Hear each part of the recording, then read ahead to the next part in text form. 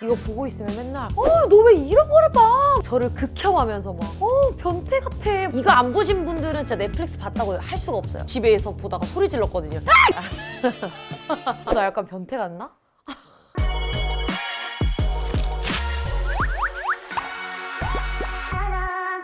안녕 기록이들. 지금 이렇게 TV 앞에 서 있습니다. 이유는 TV를 새로 샀어요. 집에만 있다 보니까 큰 TV를 갖고 싶었는데 고민하다가 샀어요. 제가 또 왜 이 TV 얘기를 하냐. 이번 주제는 한 번 시작하면 멈출 수 없는 넷플릭스 드라마 추천입니다. 예! 하루에 시즌 1을 끝낸 거 무슨 말인지 아시죠? 시즌 1 시작해서 하루 만에 시즌 한 편을 다 끝내버리는 거죠. 일단 저는 추천해주는 그런 전문가가 아니기 때문에 지극히 저희 개인적인 의견이고 그냥 제가 봤었을 때 재밌었다.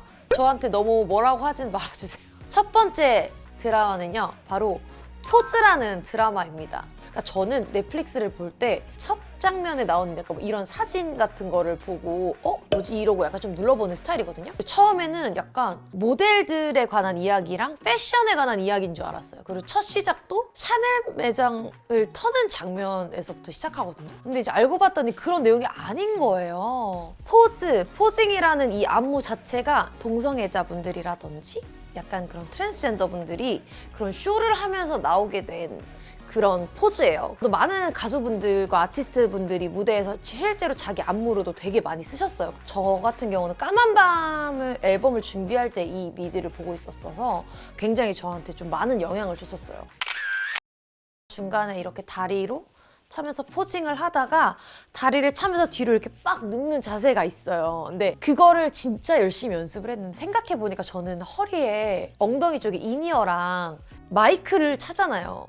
그래서 이거 하다가 내가 허리가 나갈 수도 있겠다. 그래서 연습을 했다가 그 안무를 뺐거든요. 되게 패션적으로도 영감을 되게 많이 얻었고 그리고 여기 나온 음악들도 되게 좋고요. 저 사람이 진짜 남잔가? 저 사람 진짜 트랜스젠더인가? 저 사람은 진짜 여잔가? 진짜 남잔가? 약간 계속 궁금해요. 제일 좋아하는 장면 중에 친구의 사랑하는 남자친구가 에이즈에 걸린 거예요. 근데 이렇게 와서 홈이라는 노래를 부르는데 둘 다 노래를 너무 잘해서 소름이 돋았던 장면이에요. 포즈에서 제가 제일 좋아하는 장면이라서 듣고 싶을 때 집에서도 그냥 이 장면을 틀어놓고 보기도 하고 어쨌든 포즈 자체가 노래, 음악을 듣는 그 맛이 있어요. 두 번째, 퀸스 갬빗입니다. 사실 저는 이상한 병이 있어요. 근데 이 병이 걸리신 분들이 분명히 있을 텐데 뭔가 상위에 있으면 보기 싫어. 이게 이렇게 탑 뜨잖아요. 탑 약간 이렇게 뜨면 안 보고 싶어. 난 유행에 따라가지 않겠다. 약간 이런 게 있는데 넷플릭스를 좋아하시는 분들이라면 무조건 공감할 거예요. 퀸스 갬빗이 약간 그랬어요. 근데 뭐 체스에 관한 내용이라고 해서 나 체스 1도 모르는데 이러면서 봤는데 밤새요 진짜. 몰입도가 장난이 아닙니다. 보면서 어느 순간 나도 모르게 이게 그 나오는 여자 주인공의 시그니처 자세거든요. 이 드라마의 장점 중에 또 하나는 뭐냐면 고구마처럼 답답한 인물이 없어요. 시원시원합니다. 그냥 쭉쭉쭉. 그래서 뭔가 몰입도 더 되고 막 답답함도 없으니까 그냥 계속 이어서 계속 보게 되는 반전 매력이 뭐냐면 여기 나오는 등장인물들이 있어요. 어디서 많이 봤는데 약간 이런 사람인데 되게 다르게 나와요. 얘가 그 인물이었어?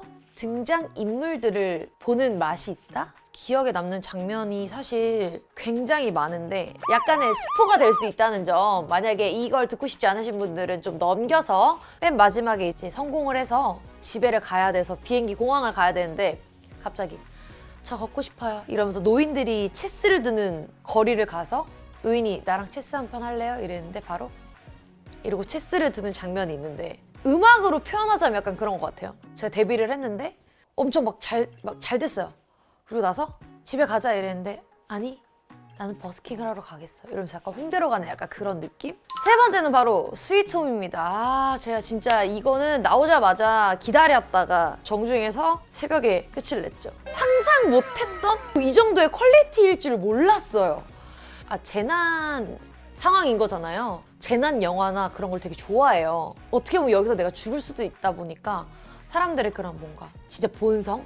그런 것들도 나오는 걸 보면서 내가 만약에 저기 있었으면 나는 어떻게 했을까라는 생각이 들더라고요. 특히 좀비 이런 거 전 나중에 그런 일이 벌어진다면 어떻게 해야 될까. 그래서 전 항상 집에 먹을 걸 많이 구비를 해두고요. 괴물들이 진짜 생각보다 퀄리티가 너무 좋고 저는 그 괴물도 보면 바로 기절할 것 같아요. 무서워가지고. 제가 가장 기억에 남는 괴물은 뇌가 잘려가지고 이렇게 말할까 나 되게 잔인한 사람 같다. 뇌가 잘려가지고 이제 귀로 소리만 들을 수 있는 그 괴물이랑 첫 장면에 등장하는 너무 징그러워서 집에서 보다가 소리 질렀거든요. 야! 이러고 소리 질렀었거든요. 그 두 괴물이 너무너무 무서웠었습니다. 무서운 걸 못 보시는 분들, 징그러운 걸 좀 못 보시는 분들한테는 무추천입니다. 생각보다 많이 잔인해요. 약간 좀비물, SF물 좋아하시는 분들한테 강력 추천합니다. 네 번째는 바로 기묘한 이야기입니다. 이거 안 보신 분들은 진짜 넷플릭스 봤다고 할 수가 없어요. 이 기묘한 이야기를 봤었을 때가 인테리어를 하게 돼서 호텔 생활을 할 때였어요. 호텔에서 시즌을 다 끝냈어요. 그러니까 밤을 샜다는 거죠, 계속.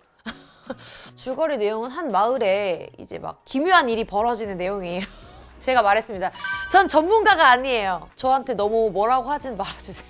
그리고 이 드라마를 시즌을 보다 보면 이 친구들이 성장해가는 느낌, 약간 해리포터 보는 느낌이에요. 뻔할 수도 있는 내용인데 아이들이 나와서 스토리도 되게 탄탄하고 연기도 다 되게 잘한다. 근데 그 와중에 아이들이 너무너무 순수한?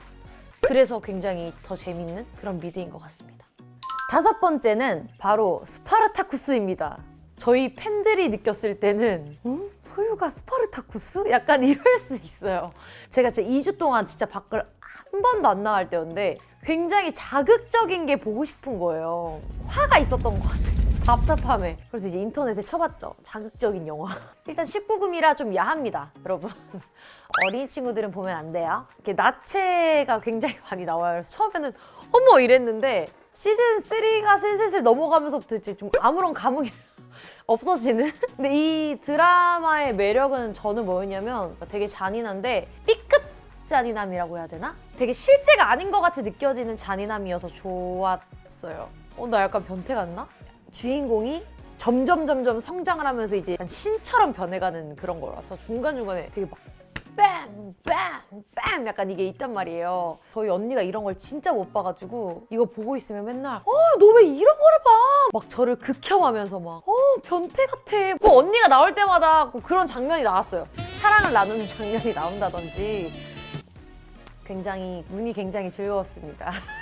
이상한가 말이? 여섯 번째는 바로 위쳐입니다. 근데 딱 봤었을 때 약간 왕좌의 게임이 생각나가지고 좀 빨려 들어갔던 것 같아요. 맨 오브 스틸에서 슈퍼맨 역 맡았던 헨리 카빌이 나와요. 이 위쳐라는 사람은 이렇게 괴물을 잡아 죽이는, 이렇게 사람들을 지키는 역할인데 사람들은 되게 굉장히 무서워하는, 그리고 여기 나오는 여자가 있는데 그 변하는 과정이 진짜 매력적이에요. 처음에는 사랑도 못 받고 하대받고 그런 사람을 이제 마녀가 탁 픽을 한 거예요. 이렇게 탁 변신했었을 때 와 진짜 예쁘다. 위쳐의 단점이라고 하면 한시라도 눈을 떼시면 안 됩니다. 복선이 되게 많이 꼬여 있어요. 그래서 집중할 수밖에 없는 드라마? 아마 하루 만에 정주행 끝내실 수 있는 그런 작품인 것 같아요. 일곱 번째는 빨간머리앤입니다. 빨간머리앤은 진짜 맨날 울었어, 맨날. 근데 이게 슬퍼서 운 게 아니라 앤이 너무 불쌍해서 눈물이 나고 너무 미안해서 눈물이 나고 처음에는 나는 빨간 머리에 주근깨도 있고 사람들은 다 날 싫어할 거야. 하지만 점점 사랑을 받으면서 주변에서 앤을 사랑하기 시작했고 믿어주기 시작했고 그러면서 이제 앤이 행복해지는 그런 내용인데 명장면을 뽑는 것보다 딱 와닿았던 대사가 있었는데 지금은 사랑받고 있지만 푸대접 받을 때도 난 소중했지. 내 가치를 정하는 사람은 나밖에 없어 라는 이 대사가 어린 친구가 어떻게 저런 생각을 할까. 빨간머리 앤을 보면서 제가 되게 긍정적이게 변화하고 있다는 걸 좀 느끼게 해준 작품이어서 순수함을 다시 기억하고 싶으신 분들은 왕 추천입니다. 여덟 번째는 바로 엄브렐라 아카데미입니다. 첫 장면에서 이렇게 막 수영을 하다가 여자가 나타나는데 갑자기 아기를 탁 낳는 걸 보면서 저게 뭐야? 그냥 둘이 손을 잡았는데 갑자기 애가 생겨요. 그래서 뭔가 어떤 능력으로 인해 태어난 아이들이 모여서 슈퍼히어로가 되는 거죠. 총 7남매가 나오는데 가볍게 볼 수 있는데 되게 집중력 높은 영화? SF 좋아하시는 분들은 무조건 좋아할 수 있는 여덟 번째는 바로 마인드헌터입니다. 김지훈 감독님께서 추천해주신 작품이어가지고 사실 시즌 3까지는 별 감흥이 없었어요. 이게 실화 바탕이라는 걸 제가 나중에 안 거예요. 그 당시에 실제 살인자들을 찾아가서 인터뷰를 한다는 것 자체가 얼마나 무서웠을까? 그 범죄자들의 뻔뻔함이 소름 돋기도 하고 보면서 화가 나는 장면도 되게 많았고, 실화의 배경 바탕으로 그런 작품들을 좋아하시는 분들이라면 심리학 이런 거 좋아하시는 분들한테 되게 재밌을 것 같아요. 바로 10번째는 오펀 블랙입니다. 한 여자가 있는데 알고 보니까 복제 인간인 거죠. 근데 자기가 그 사실을 몰랐다가 알게 되면서 이제 자기의 자매 남매들을 이제 찾아가는 장면인데, 이 오펀 블랙을 보면서 그냥 가장 놀랐던 건 여기에 나오는 주인공이 한 명이라는 거예요. 그러면 5년 동안 12명의 역할을 계속 소화하면서 지금 이 드라마를 찍은 거잖아요. 저는 정신병에 걸리지 않은 게 정말 대단한 것 같아요. 다 달라요. 말투, 억양, 표정 보면서 계속 감탄했던 그중에 저의 최애는 헬레나입니다. 헬레나는 어렸을 때부터 학대를 당했고 암살자로 이제 키워진 사람이라서 되게 동물적이에요. 동물적이지만 굉장히 순수해요. 특유의 그 말투가 있는데 이거 볼 때 맨날 그 말투를 굉장히 따라했었던 게 기억에 나요. 공상과학 이런 거 좋아하시는 분들이라면 밤새서 볼 수 있을 것 같은데, 이렇게 한번 빠지면 헤어나올 수 없는 드라마 10개를 뽑아왔는데요. 재밌게 보셨다면 댓글도 남겨주시고 좋아요도 눌러주세요. 안녕!